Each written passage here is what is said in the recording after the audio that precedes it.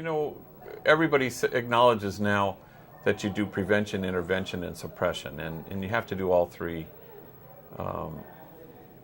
But you want to do them with equal vigor and equal allocation of resources. We're not there yet, especially in intervention, as I understand it to mean. If prevention is, say, under 14, kids who aren't in gangs, how do you want to keep it that way? So you do all the things that you do, from mentoring and helping kids. But intervention is 14 and up, kids who have regrettably found their way into a gang. Now what do you do? And how do you help them? And they're a tougher sell because society is prone to demonizing sometimes. And so it's hard for them to see that these young men and women belong to us, but they do. And that's, demonizing is always untruth. So we belong to each other. There is no us and them, there's just us. A lot of times people rarefy this thing and they absent themselves or say that there's nothing they can do to contribute positively to this issue. Well, all hands on deck. I think everybody needs to help as best they can. It's an enormously complex social dilemma, so we need to be reverent of its complexity, and there are many things that need to happen. Everything from mentoring to after-school programs to keeping schools open to offering an exit ramp from this craziness of this gang freeway. You want to allow them to get off and to exit a previous kind of life. And so these are the kinds of things that have to happen first.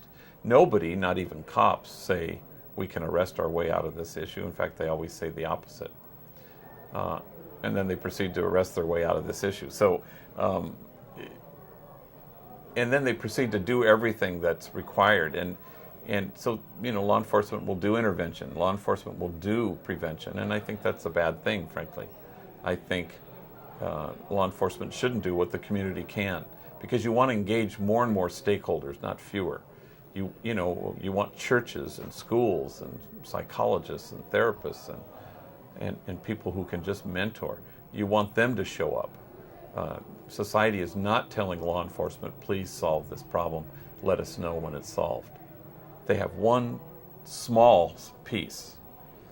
And then prison, you know, as a deterrent, gosh, you know, it's not much of a help, although we've added rehabilitation to the title now.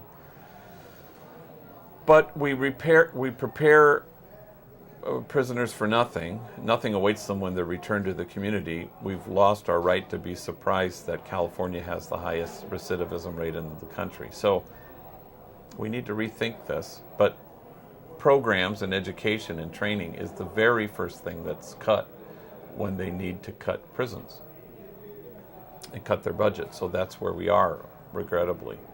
So it's crazy. It's costly in human lives. It's costly in resources and money that we don't have. And so you'd be far better off supporting, say, Homeboy Industries, because it's not for nothing that in Los Angeles County, the gang-related homicide has been cut in half and then a half again since 1992. And that's as long as we've been around, and lots of programs like Proyecto Pastoral, communities and schools, a place called home, Toberman, LA Conservation Corps. These are all the people decided to do comprehensive services, and it's worked, and there's proof. Nobody would ever suggest that law enforcement is the reason, nor could you suggest that we're the solitary reason. We're part of the reason why gang-related homicides have been cut in half, and then some. So all hands on deck, everybody needs to be involved. We belong to each other, and we all need to seek together to create a community of kinship such that God might recognize it.